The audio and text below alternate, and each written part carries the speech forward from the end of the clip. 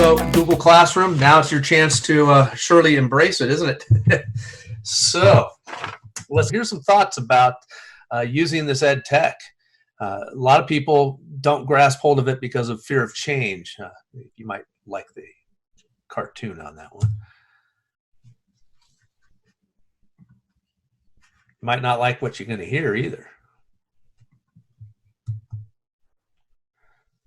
And of course, some people think it just happens by magic. One teacher emailed me back the other weekend, said, "Hey, I thought you knew what you were doing. It just happened magically."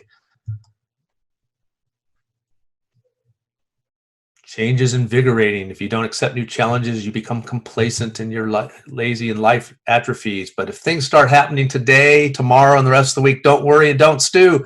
Just go right along and you'll start happening too. So what is Google Classroom? First and foremost, Google Classroom becomes a mission control for your remote learning class. It's a place where synchronous teaching happens outside. So let me rephrase that. It's where asynchronous teaching happens, things that kids and students can do on their own time that you've provided for them. Synchronous teaching happens like right now, the way we are doing it live, and you are following along and able to ask questions live at the same time. You're able to create classes if you haven't already. You can distribute assignments and collect those assignments all in one place, so it's paperless. Most importantly, and we'll talk more about this in the intermediate class, the way to send feedback to the students. District has said, you know what, the grades aren't the most important thing right now, but providing feedback is. And this all happens in one place. I do have some learning objectives for us, and hopefully we'll hit them all within the limited time that we do have together. We're going to talk about how students access a teacher's Google Classroom. I'll show you some examples on the student side. We'll show how students will turn in assignments, answer questions, and so on. How do you attach Google Docs or Google Slides, links, PDFs, you name it. How you can offer those comments, revise, review, and return it. I'm going to try to hit these ones too, and hopefully have you set up a Google Classroom and invite your students in. We're going to, hopefully by the end of the day, and you go play with it, you can post assignments and announcements and questions in the classwork sections and understand what the stream does. I've already mentioned, I'll show you how to do some feedback to students, if not today in tomorrow's class. Briefly talk about parents and guardians and inviting them in, not to open the class and be in the class, but to get updates from that. And most importantly, we're going to hit and go through some of the settings.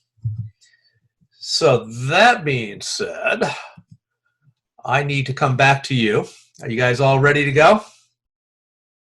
I see some of your videos on. You can give me a thumbs up. And I got to figure out, make sure I share the right screen here. So let's, that looks like it's the right screen. Melissa, you will confirm for me that you are seeing something that says additional support. I do, and just a little reminder, I sent you a text message. I forgot to put that in the last session, so I'll need you to add that in. No problem. All right, guys, so first and foremost, I think we need to know where to find Google Classroom if you don't know before. So I've gone to google.com. And that being said, I'm also synced right up here in the upper right with my district Google account. I've been having some issues with people at home where they're signed into their district Google down here, but not synced. They're synced to their home account, and so things aren't working as well. Yeah, try to make sure you're synced, and when you do sync, it does log you into that account. I often direct people to the waffle. Those are those 9 square dots or Rubik's Cube over on the right-hand side when you go to google.com. And you will see a bunch of apps that are available. Today we're concerned about Google Classroom. And when you click on Google Classroom, what happens is a page opens up. Now don't be alarmed. I am a member of a million teachers classes who I've gone in and helped train. And they've invited me in to be teachers. And I've created 1 million of them for other training. So in order to create your own Google Classroom, the first and foremost thing you need to do is go to the upper right-hand corner where it says, has a plus sign.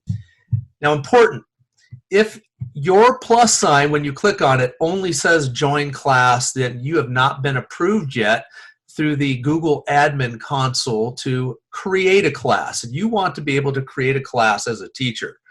You may have tried to go through before and clicked on that you were a student instead, and that took away your rights to create a class. If that's the case, give me an email. I've been approving teachers for the whole weekend. So let me know, and we will get you approved and send you a message that it's happened, and you'll be able to create your own. So once you click this create sign, click create, let's do it there. There's some certain things that have to happen. Well, really only one thing that has to happen. It has to have a class name. Now, some of you may already use Google Classroom, and I've encouraged teachers to create a classroom for every subject. You might want to just create a classroom for remote learning at this time. But if your students are used to working out of different subjects and your current classes, just use those. Keep it simple for the kids. Now, I've already created one. I'm not going to name a new one. I'm going to open up one that I've titled Remote Learning Island. You can see the section and everything else, quarantined and all that business. I've put in that's the information here. You'll notice that I have a pull down arrow that tells you the subject. It's my online teaching right now in the room. It's wherever I'm connected on the internet. Currently, I think it's Tahiti. So you guys blew it. I left at spring break, and now I'm in Tahiti. So once you fill out that information, let's talk about the parts that you need to be able to see. Across the top, there's a place called the Stream, Classwork, People, and Grades. The first thing I want to talk about are these people, because getting people into your classroom is the most important thing. So let's click on the people part. You'll notice right now that you can add multiple teachers by clicking this plus sign above or across from teachers, and you can type in your PLC members so you can all share some of the same ideas and all work out of the same classroom, reuse assignments that one person has already posted. And it's here where you would also add your administrator to be able to look into your Google Classroom and keep track of what's going on. In the same route, there's ways to invite students, and you can invite students by typing in their name. For example, I might want to invite Lassie Fido in, and I start typing it, and I can see Lassie Fido, and I can choose Fido and click invite, and it'll be added. You'll see in my students, I have one who's in bold, Goofy Fido, who's already accepted my invitation, and Rin Tin, who has not accepted my invitation yet. So let me show you a little bit about what the student sees when that happens. So right here, I have Goofy's class. You'll notice that Goofy is a member of many different Google classes because we use him often in our trainings. But here's the Remote Island one. And it is bright and bold. He is already a member. However, when you look at Rin Tin, who I've invited, this square, when he clicks on, goes to Google Classroom, he sees this, and he'll see a join button. And all he has to do is click join, and it will bring him into the class. So if you come back here, as soon as he's in, this will go from invited to becoming bold again. So let me refresh and see if he's already in or if it's still processing. There he is. So now I have two students in my class, Goofy and Rin Tin Tin. Steve, just a little FYI, I don't know if you're looking at Rin Tin on a separate screen, but you're only sharing one screen at a time. So oh, really? only the people page kept shooting back and forth while you were talking about Rin Tin. So nobody got to see Rin Tin? No. Well, I don't like that whatsoever. So that's good to know. It's something I have learned that I can do an additional share, and I will try to remember that for the next thing I have to share with you guys when I pull them up. All right. Let me come back to what I am sharing, which has a nice big green line around it. At this moment, guys, there's a grade section. I'm going to ignore that right now because we're reviewing and we're not so worried about grades at this point. Not every kid has access and not every kid will be in here. we'll be more concerned about offering that feedback, which we will discuss, especially tomorrow's intermediate class. The other parts of this are the stream. And in the stream, it's a place where you communicate with your kids, with your class. You can schedule announcements to go out. You can respond to student posts depending upon your settings. And this is probably super important. As a matter of fact, in my notes, I have settings in bold with exclamation marks. And you should, at this point in the world of technology, know that a symbol with a gear on it means that there's settings. And in the upper right-hand corner, you follow along from grades, you will click on the settings, and these are settings for your class. So here you can edit the name of the class, your class descriptions, class code, and this part is probably where it gets important. First of all, classwork in the stream, it says shows condensed notifications, or we can show attachments and details, or hide notifications. We like to get students under the habit of going to classwork to find the classwork. And what happens if we don't hide notifications, it means that when I create an assignment or something in the classwork section, it puts an announcement in the stream and it muddies the water. So we like to hide that so that the only thing that happens in the stream are my announcements that I personally put in there. The second most important thing to talk about is this area here about what students can do in the stream. And you'll notice that there are some choices. They can post and comment. So what that means is that they can make topics, ask questions, and comment to other students. You can create it to where that they can only make comments to things that you post. That's an option. Or you can shut it down completely and say, hey, only a teacher can post and comment. Now, we're in some very different times, and in my classrooms, this is always a learning point where we teach kids the proper etiquette of what happens when you are posting and commenting. There's always that one kid who starts writing, hey, and the other kid responds, what's up, and all that business. But that becomes your learning moment. And there are ways to actually mute those students so that you can have maybe a side conversation, even a phone call, and say, I would like to unmute you, but here's the expectations in the stream when you post and comment. So for right now, I'm going to leave it on post and comment, trusting maybe I've talked to my students about it, okay? Right now, we can have it show deleted items. If I delete anything, your choice. I'm not worried about the grading part. You do, most of the Google you don't have to save, but in these settings, Google Classroom in the upper right-hand corner, you do need to click the save button. Steve, can I ask go you a ahead. question real quick? Yeah. What came up is when you were showing how to connect RenTen, and you mentioned invite student, and then we did not see the RenTen section. Since students do not have email enabled, how would they be receiving that invite? So you're right. They don't have that enabled. So you have to be able to get the information out to your kids somehow that they have been invited to your Google Classroom. So your choices now come down to using District Approved Remind. Some of you use Dojo. You can send a letter and snail mail. You can get on the phone and leave a message with the parents and say, hey, I've added a Google Classroom. I've added your son or daughter to the classroom, and they need to go in and click join the class, accept the invitation, and get to work, basically. Does that answer the question, Melissa? Yes, Steve, thanks. And another question came up, which is a good point. Can other teachers who already have classrooms set up, can they post a list with codes and add us? So can they post a list of codes to who? That's the question. To whom?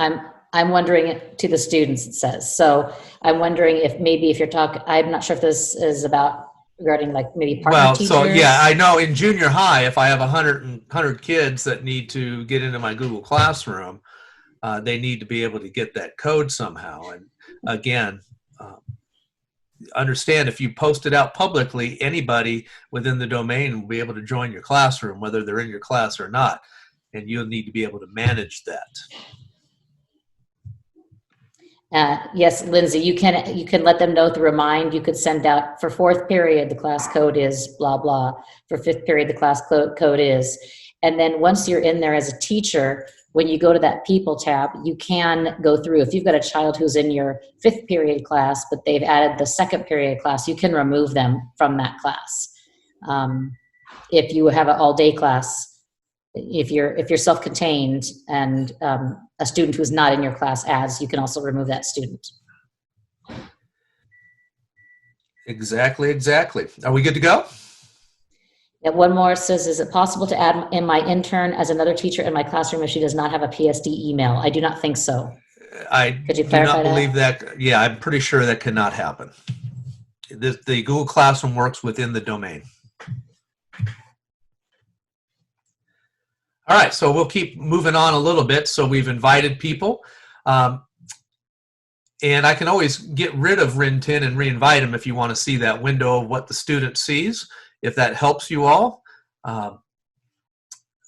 Let's just do that. So I'm going to get rid of RIN10. I might as well show you how to get rid of someone. I've selected him. There's an actions button, and one of the things that I can do is remove RIN10 from the class. Goodbye, RIN10.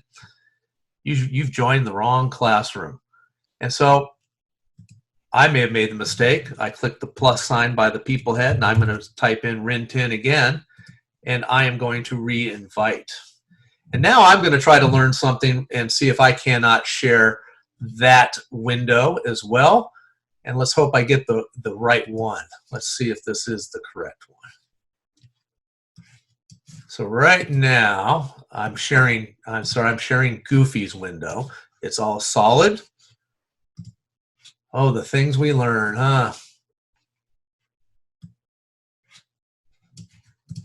Let's try that one. And I might fail at this, and that just might be the way it goes. There's RIN10's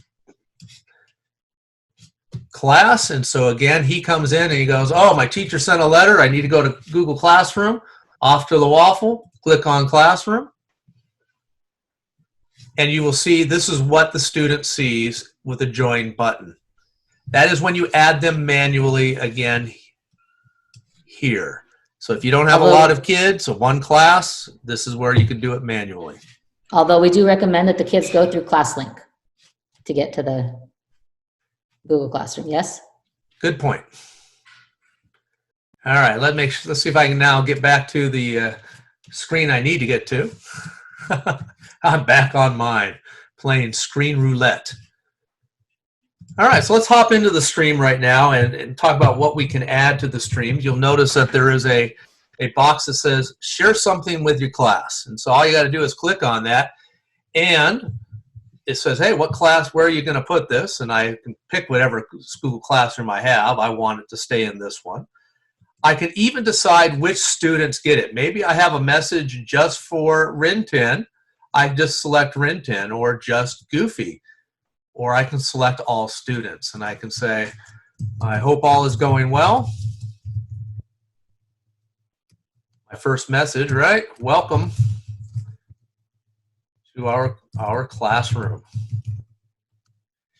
And before I hit the post button, let's talk about some other things that I can do. One is that I can add things. There's an add button. So what can I add? I can add web links. I can add things that are in my Google Drive. There might be a file on my computer, and I can even put in YouTube videos into this. So I'm going to go to my Drive, and I'm just going to add something in here. And let's see. I'm going to put in, I had a check-in form, and I'm just going to do a little search for that. Daily check-in. So I want my kids to check in on a Google form that I can see how they're doing. I'll be happy to show that to you a little bit later. And I'll add this into our welcome. Fill out this form every day. By the way, it gives me a check-in on the kids, and it allows me then to also keep track of who's been in the classroom and seeing what's going on. Also, before I click post, there is a little down arrow. Don't be afraid to check what those are always. One is I can just save this post as a draft. I'm not done. I might want to add more things to it. I might have more to say. I save it as a draft. The other one is I can schedule it. And I can choose which day I want it to go out on. So it might be April 6th, that first day, and at 8 a.m., when I click schedule, it will automatically post in the student stream with that announcement at that date and time. I'm just going to post this one right now so that both students can see the daily check-in. I see some people who have their videos open. Can I get a thumbs up if you want to see what the form looks like? I do not want to spend time teaching forms right now, but just so you get an idea of what this does. I did get a couple thumbs up. Let me just show you what it looks like. It's a daily check-in. I have some message to them. I want to know their first and last name. Of course, we start off with any good things, and here's a chance for some good things. And a chance for them to ask any questions or concerns. Is there any work that they need help with? And of course, I always want a good comment for me back to the teacher. It brightens my day. So then they click submit once they've filled that out, and I have a record of not only their attendance of being there that day, but a way to see how my kids are doing. And then I can decide how I want to communicate back with them later. We'll be happy to teach you how to do forms and things like that at another time. Maybe a little pop-up training would be great. Okay, so in the stream then, you can also, if you have a link to like a Zoom meeting or a Google Meet, you can drop in that. So I can just create something new, right? And I can add in the link if I know the link right here, and they can click on it. Now, this is a quick and down and dirty way of adding a link to a meeting, an open office time that you might have. But there are some great little tricks that I'll probably spend more time on the intermediate side that deals with a Google Calendar that is created automatically for every classroom that you've ever created. And it's a great way for kids to access anything else that you put on the calendar, like open office times. All right, so that's the stream. We communicate in the stream, and let's go over to classwork, because this is where kids do work. And in this classwork, you see one thing in here. I already have a draft. Remember, I said I can save things as a draft. I wasn't done working on it, and I'll show you that in a minute. But the most important thing to understand is that there's a create button here. When we create on it, you can do some things. Now, you can see I have something called Cami Assignment. Unless you have that extension added, you're not going to see that. So ignore that. But the other ones are important. The biggest one is assignment. There is a quiz assignment. If I were you, beginning stages, I wouldn't even start with the quiz assignment part yet, okay? And a little bit better understanding of how Google Forms works would be more important. I think question is a great tool to use in this remote learning time, where kids can answer questions and you can give an assignment. That is a question. This is a great opportunity to go away from multiple choice questions, although you can ask those, into those higher level questions. So you can provide something for them to read, a video to watch, and then ask some of those higher level thinking questions right here. We can show you some examples of all those in a minute. The next one is our materials. These are things that don't show up as an assignment. They're not worth any points. They could just be links out to Zern or some other things that you might be using. I'm not going to talk a lot about reuse posts during the beginning part, but understand when you have an understanding of how basic Google Classroom works, this is an amazing tool to use.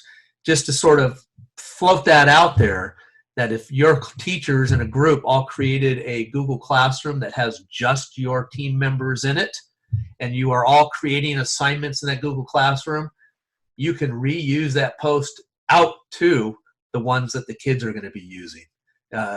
Think about that for a little bit. That's a pretty awesome idea. And the last thing underneath create is this word topic. And I think this topic part is a big deal in organizing what's going to be happening in classwork, the classwork area. So topics, generally some teachers, if it's a language arts class, have comprehension, or they might put in some writing all in the same classwork area. But my suggestion as you get started with this remote learning is that you just start naming these and putting all of your week's work in one spot It could be week 1, and that could start on, I think we're starting on April 6th. I'm losing track at this point, to April 10th. I might be wrong, but it doesn't matter. I start creating these topics, and you see that this gave me a heading, and things can be attached below it. Let me create one more. And I'll just call this one week number 2, and that is April 13th through, was that 17? I can't even count at this point. There we go. So there's week 2. Oh no, but look at now week 2 is at the top. So understand that when I hover over it, it sort of highlights and stands out 3D. I can click and drag it into whatever order I want. So if I wanted week 2 at the top, I put it at the top. If I want week 1 at the top, I bring it to the top.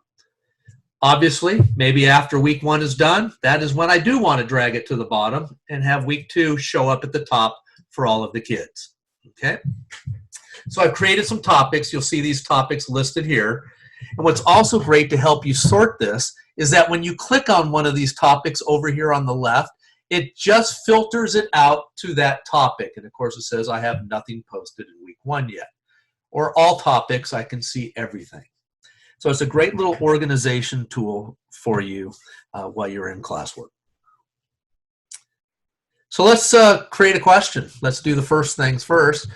Click, and I'm going to create question. And there's a place to type your question.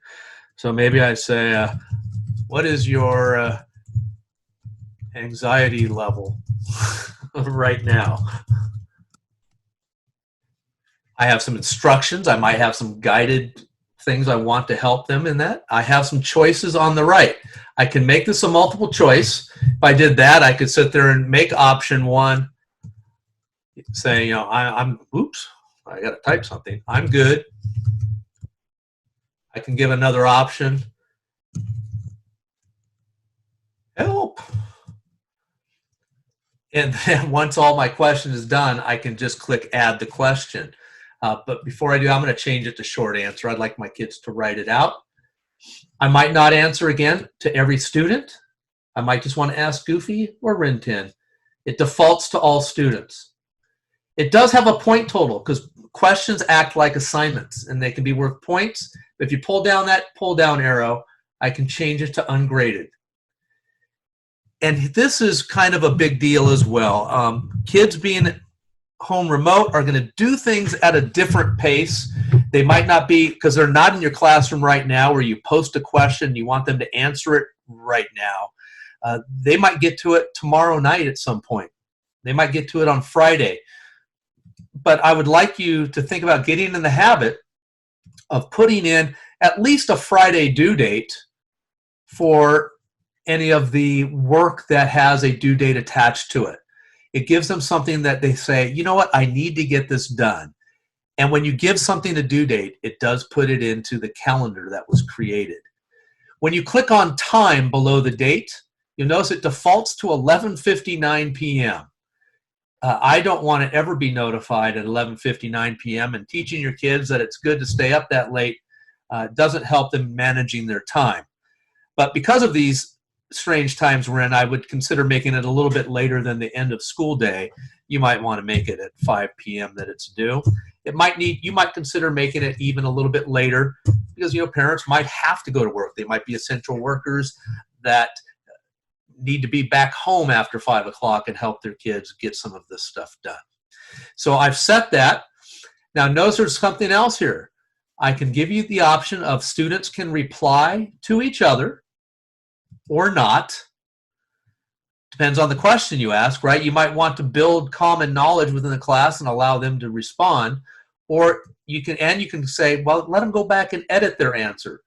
If I do both of these, what happens is I can see replies from other kids. It might give me new ideas, and I might go change what I was thinking about and do that. That's your choice. And the most important is to assign it a topic. And I'm going to have this question done in week 1. So I give it the topic, and then I click ask. And so you get to see a little bit on the teacher side, and I will go over to Goofy or Rin Tin. You'll see week 1. Here is the question. And I am going to share Goofy's Hopefully I get the right one. Hey, winner, winner. So Goofy's going to join in. You can see here's the announcement I made earlier, the daily check-in that he can fill out. Click on it, fill it out, and I'm going to click on classwork. And in classwork, there's week 1, and you can see here's the question. What is your anxiety level right now? He clicks on it, and a button says view question. Because I have class comments open, the tendency is to start typing under class comments. That's not where the answers are done. The answers are done right up here where it's on the right where it says your answer. And I'm just going to say, I'm doing pretty good right now. And they click turn in. Now when they turn that in, you get to see it. And you don't have to go anyplace special other than your own Google Classroom. So again, I got to make sure I pick the right Google Classroom. And that wasn't it. I think that's Rintin. And I'm getting there. How about there? We're in it. So here's the assignment. I click on it, and right away I can see that one has been turned in, one is still assigned. I can view the question itself. When I click on that, I can now see their responses, which is awesome. And over on the left, Goofy turned it in. I can return it back to him with a grade if I want, but I can also give him a private comment. I hope it all keeps going well. And I return that back to him. It's ungraded, so if I had a grade, he would get to see the grade if I had put grades on it. So the interaction happens all in one space. This is your command center for that. Let's come back to our classroom and talk about a couple of the other things that you can do. So next thing I'm going to do is I'm going to create a material. And I told you materials again are just things that you want to let them access, that they can't really do anything with. They can view it. They can just look at it. So I might put in something like our daily schedule. Maybe you and your team develop a Monday through Friday schedule of learning, of things that they can do, always referring them back to Google Classroom. But I will add in here from my Google Drive, I've already created a fake schedule right here. And I created a video using Screencastify to kind of walk them through the schedule for the week. So I'm going to select both of those, and you'll see that they both added in to my material. I have a fake schedule and I have a video.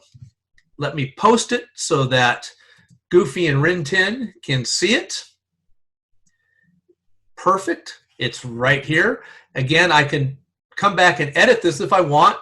If I edit it, I might say, you know what, I want to add a topic to it and put it in week 1, depending on where you want, and save it. And you'll notice that it changes over to week 1. There's the daily schedule. So let's hop over to one of the kids, see what the kids see.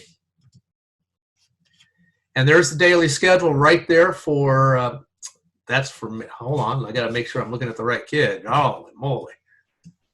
For Rintin, his stream was updated, and classwork, daily schedule. So he can open up the fake schedule. There it is. It is view only. He can only see it, but he can click on links if there are links in it. So here's a Go Noodle video link from YouTube. Goes out and says, hey, go do some PE. Go do some Go Noodle. Closing that tab, you can take a look at the video. You won't be able to hear my video as far as I know, but I created a video that actually speaks and walks them through it. Can you hear my video? Thumbs up if you can hear it. No? All right. So no, we can't hear it. Steve, the question is, what did you use to create the video? I used Screencastify, and here's my ad. I'm doing Screencastify later this week. So when you look at the schedule that the teachers put out, it's a great screen capturing tool. I'll give you all those basic trainings on how to use that for asynchronous teaching. So you get an ad, time to add. So there are things that kids can see just by you putting in little videos like that.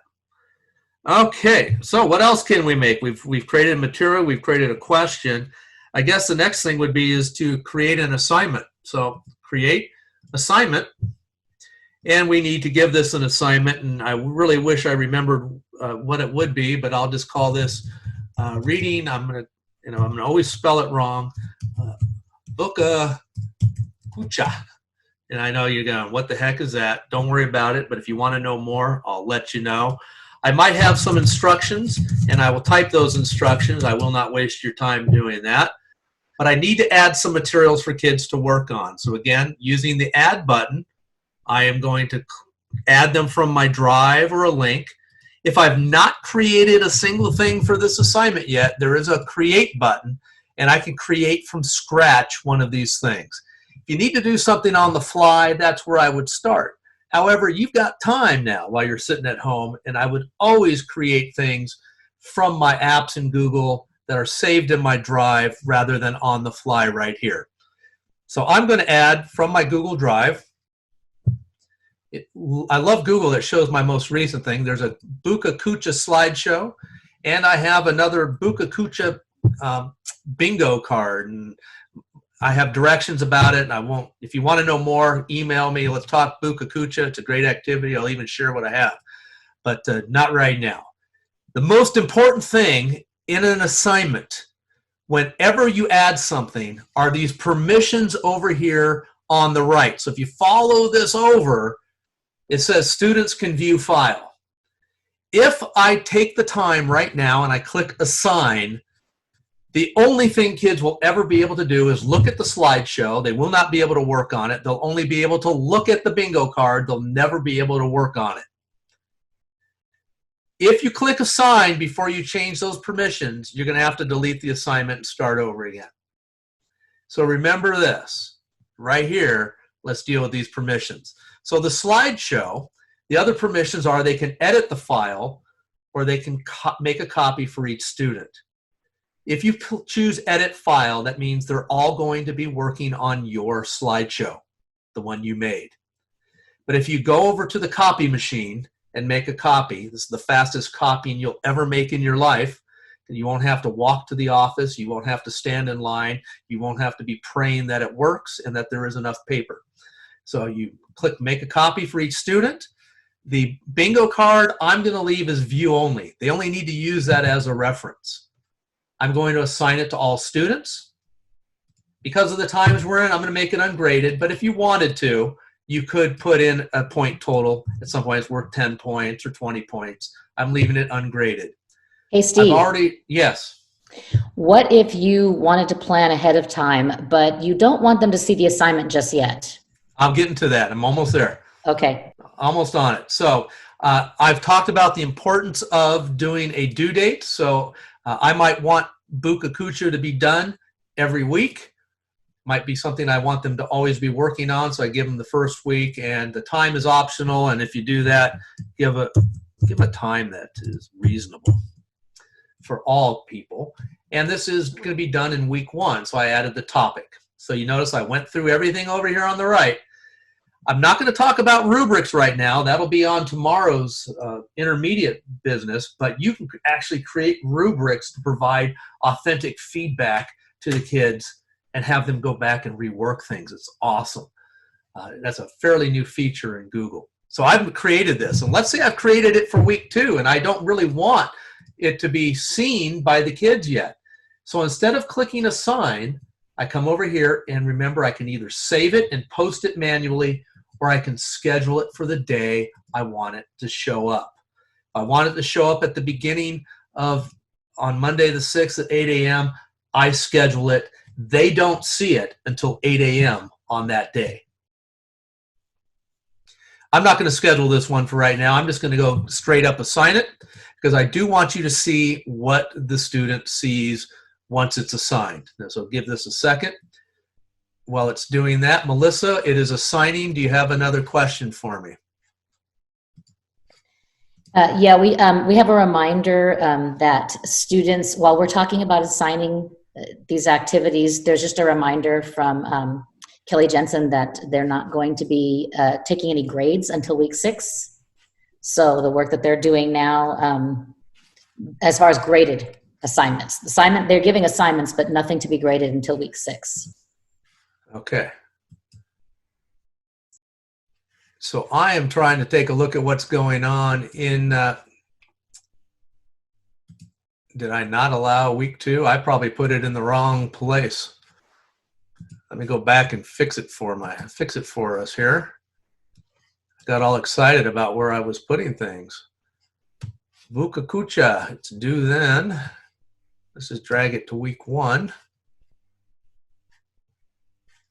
All topics.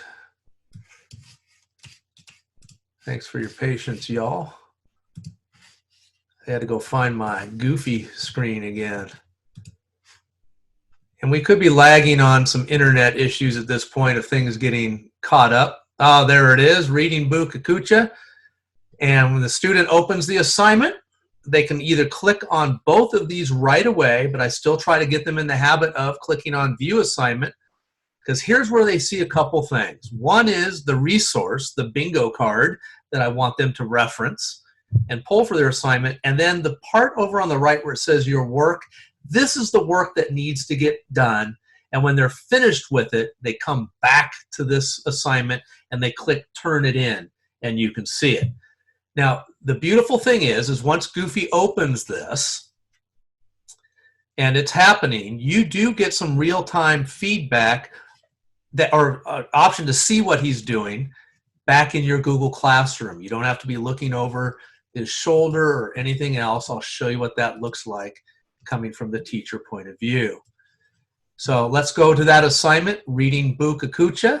It's been assigned to 2. Nobody's turned it in. Let me just click on that 2, and you will see both of these here inside this assigned area. And I can actually click on it and open it up and look at what Goofy or Rin Tin is doing. So far I see the slides. I can add private comments on the right. I want to go to the next kid. I have a couple choices. I'm sorry that that zoomed out. I can use this little arrow to go to the next kid, and it'll open up the next ones, and you can go through all of the kids' work in one place. So it's not like in the old days bringing home stacks of paper and you going through each paper.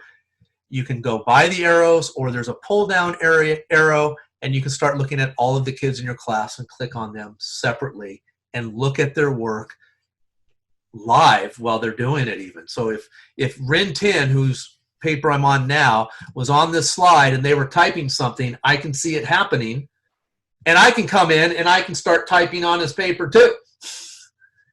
But more importantly is that I can actually start providing feedback here, and we'll talk a little bit more about feedback tomorrow in tomorrow's class.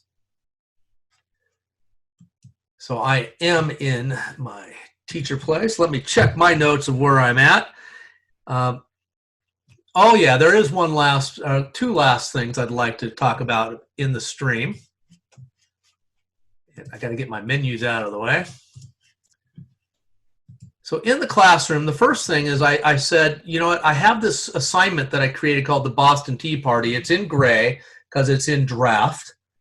And it's a special assignment. In this assignment, I did not attach anything for the kids to do except to watch a video. But then I said, I want you to respond on a Google Doc. And I gave directions at how they do that. So let me go to edit the assignment, and I'm going to assign it straight up right now. All it is directions. Watch this video on the Boston Tea Party, and we'll go to the kids' class. I think I'm in Goofy's this time.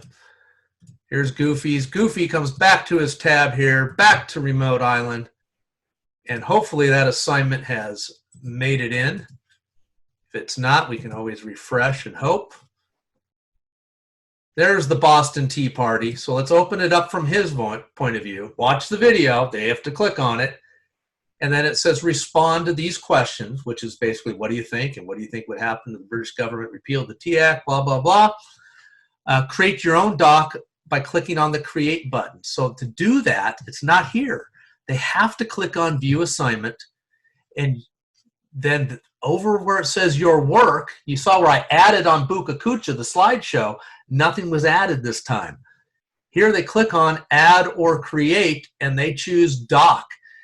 What's beautiful about this is as soon as they create it, it puts their name on the paper, no more worry about ever knowing whose paper it is, and it puts a title on it. Let me just open up Goofy's doc, and here's where he puts his work in. Goofy Fido, the name of the assignment was Boston Tea Party, and here's what I think. Right? Quick typer. I know a lot about the Boston Tea Party. And in a Google Doc, he has one of two choices. He can click the turn in button that's on the doc page, or he can come back to this assignment and click turn in for you to look over. But like I showed you with Bukakucha, you can watch it live even while they're working on it before they turn it in.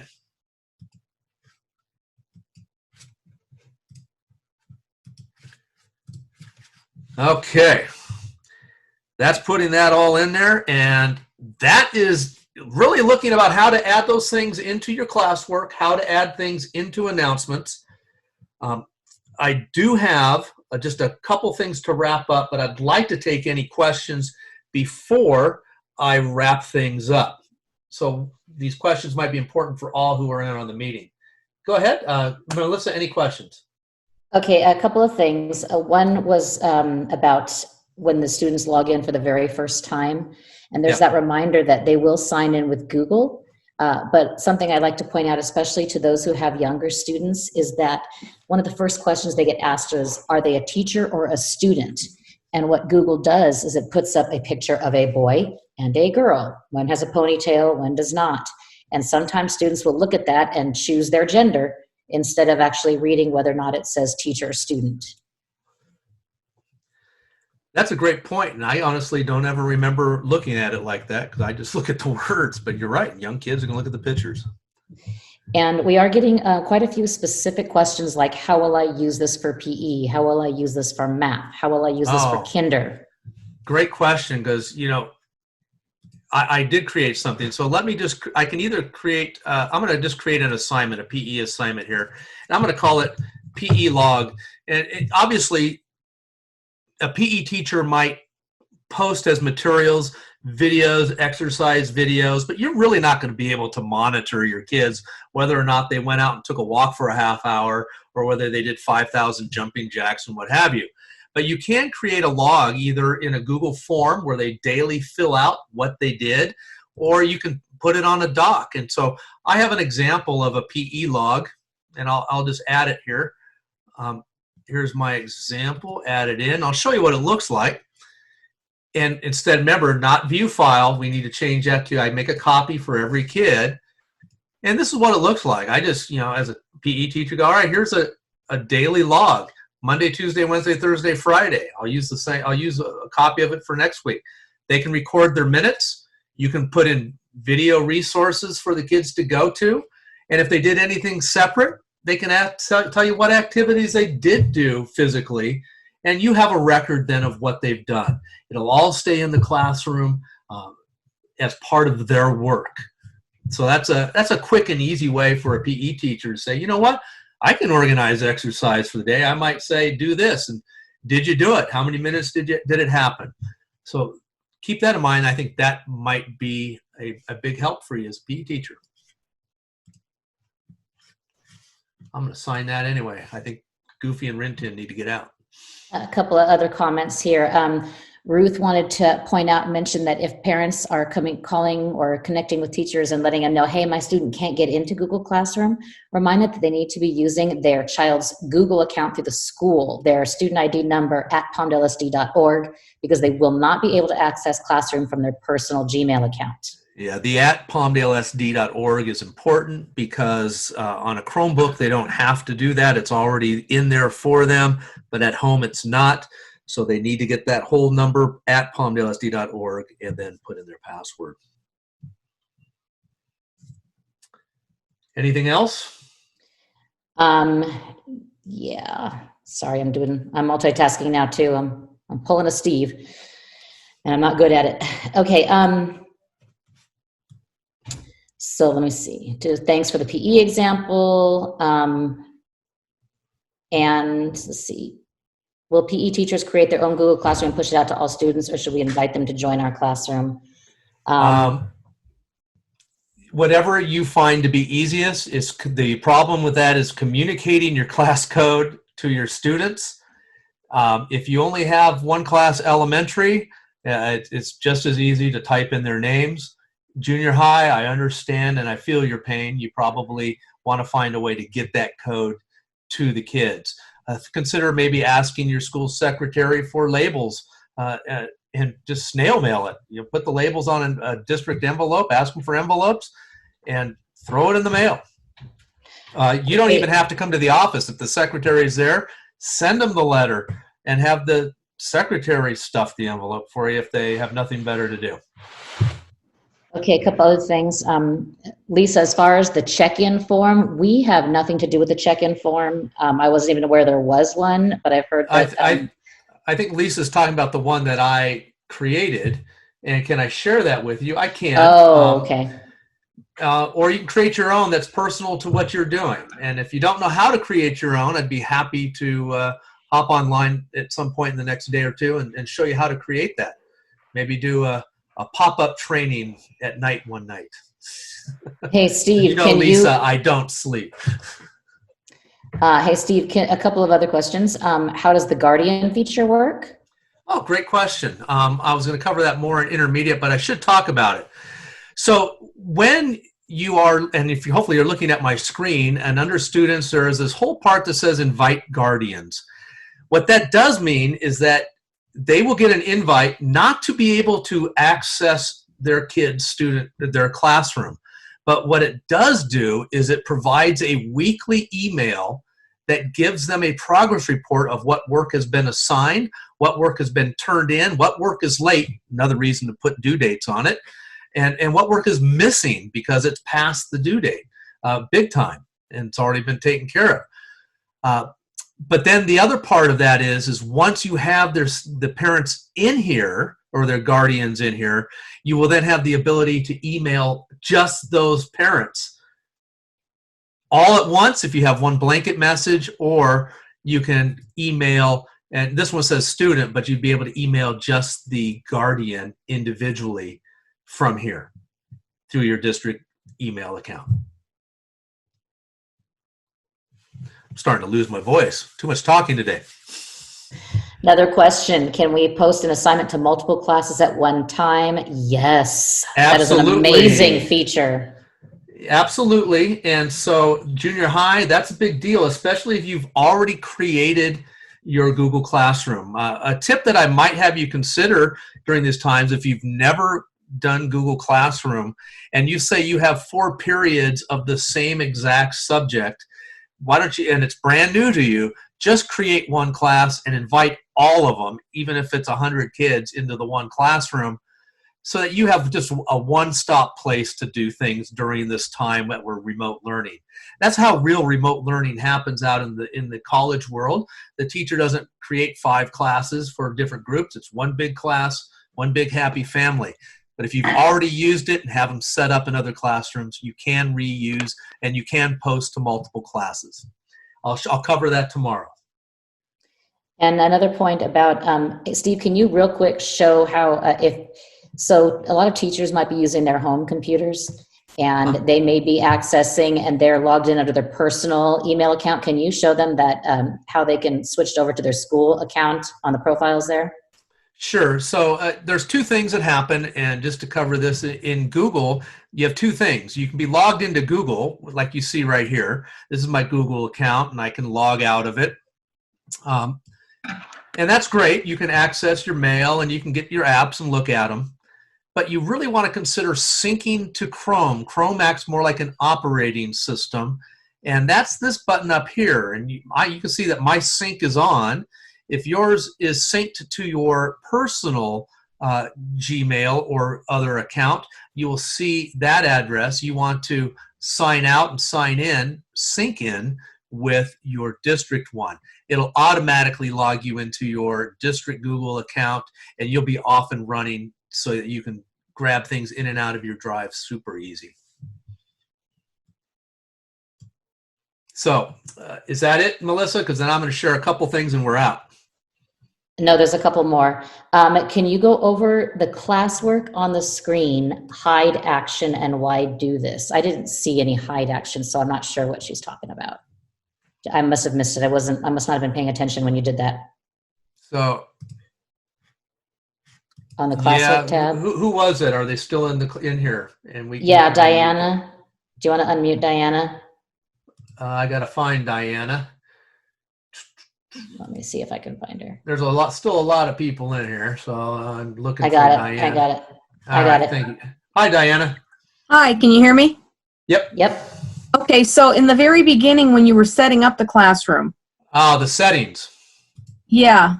And you said something about hiding one thing and I couldn't. Yeah, so I'm on it right now. So if you're looking, it's under hide notifications under the general settings. That is simply stating, because whenever you create something in the classwork section, it notifies the students in the stream, and that muddies up the stream. I got you. So then it's in two places and you don't need it in two places. Right. I want go to your classwork in the classwork section. Just keep the stream for announcements. Gotcha. Okay, that's what I was unclear on. Thank you so much. All right. You bet. All right. Another thing. Okay, another thing. Woohoo! One more. Yeah, one more. Bring it. And that's a good point, actually. It says, if you're sharing your work with your grade level, can we assign it or send work to another teacher's class? And somebody earlier in the chat had mentioned, I believe, or maybe you said it. I don't know if now I don't even know where I heard it because I've been reading a lot here. That they just, for the PE teacher, they added the PE teacher onto their class and then created a topic called PE. And the PE teacher added their assignments in there. So they were joint teachers on the class. Did you say that earlier, or did I read that? No, I did not. And that's a beautiful thing to do. So PE teachers, instead of creating your own, boy, you can, that teacher, you've worked with that. That's an awesome thing. That would make your life so much easier. And you can then, if you are a teacher in all of those teachers' classes, PE coach, you are then able to post your assignments to multiple classes at once. So that's an awesome thing. Hey, Steve, did you show how, when you were showing the classwork, adding assignments, creating assignments from Google Drive, did you show how to add outside links, like maybe a YouTube video? I did not, but I can go out to YouTube. Didn't necessarily have to be YouTube, but just a link. I'll do that because, you know, there's a brand new video out that people should know about. Oh, dear. What? And anybody who knows you is not surprised. I may not find it. They've just produced a brand new video, but I'll just do the Kansas City Chiefs. What the heck? So let's say I need this. Let's just say I need this video in my classroom. Once I open this up, there's two ways to get the link. One is you can just come up to the Omni box up here, highlight it all, copy it, and then paste it in. And my mouse keeps doing this to my screen. Or there's a share button right below the video. When you click that, you get a share link, and you just click the copy button, and it'll copy it there. What's beauty about doing this, if you want it to start at a certain time in the video, you can set that start point. So I've copied the link. I come back here. I'm going to, do you want this as an announcement or classwork? Maybe materials or maybe classwork. Yeah, well, it doesn't matter because it all works the same. And I'll say, watch this video. Although now might be a good time to. Let me go here. I'm going to click add, click link, and then just paste in that link, and boom, it's right there. Or I can add, and it says YouTube, and the other choice here is if I know the URL, I click on that and type it in. You go, oh yeah, that's the one. I can add it. Or I click YouTube, and if I need to go search for it, and I look up Kansas Band and see what they have. Let's see. Carry On Wayward Son, that's the one I want them to listen to, and I can add it that way. So a lot of ways you can do that. Although if I were sending a video to my class, I know that once they hit YouTube, there's all the ads, there's all the unsavory options in that right sidebar. So if I specifically wanted them to watch a video and didn't want them to get distracted by all that, I would probably add that video into a Google slide presentation where the only thing they have is that slide presentation. And then that app way, we can go do at some other point. So I don't have the timer on here of how long we've gone, but it's been an hour. We are an hour and 5 minutes. So if you have any other questions, and be sure to contact us. And I'm going to show you how right now. We've often touted our website, palmdalesd.org/edtech. It's sort of a hidden gem inside the Palmdale School District. And when you come here, for those of you who've been here before, it's been newly redesigned. But the front page here are just some top things about remote teaching. This will take you to some remote teaching resources, same as the school district. But this button right here where it says our virtual meeting calendars, when you click on that, you'll get to this little page and you will get to see our busy little calendars. And if you click on one of these, there's a little pop-up arrow that comes out. You can look at the calendar, and for example, today you will see that I'm available for assistance starting at 2:30 today. When you click on that, you will see that there is an actual Zoom meeting link. Join the Zoom meeting with me live, and we can share screens and teach you and answer some of your questions. Same thing with the other coaches as well. If you see and you hop into the meeting, you see 20 people in there and you're not going to get that much personal attention, go look at one of the other coaches' calendar and see when they're open as well. So we want to make it easy. You can email us. Yeah, oh, yeah, and of course, just email us for sure. Before you do any of that, do the one thing that we try to teach everybody. Google it first. That would be a big deal.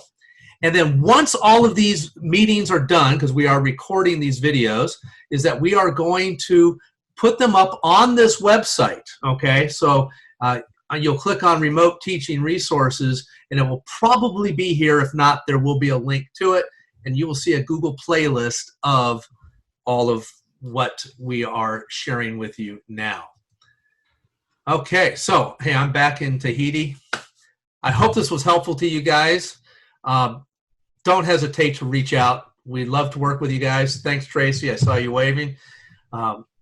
And you might want to check the chat, Steve. There's a couple of other questions in there. I don't know where you want to stop recording at this point, but well, I'm gonna stop recording now. So if you've asked a question in the chat, email me and email Melissa. We'll be happy to take care of that. And again, set up a time to meet with you again virtually. All right. Don't stress, stay calm, wash your hands, and stay away from people. All right, I'm ending the meeting. We'll see you guys out in cyberspace again. See ya. Bye.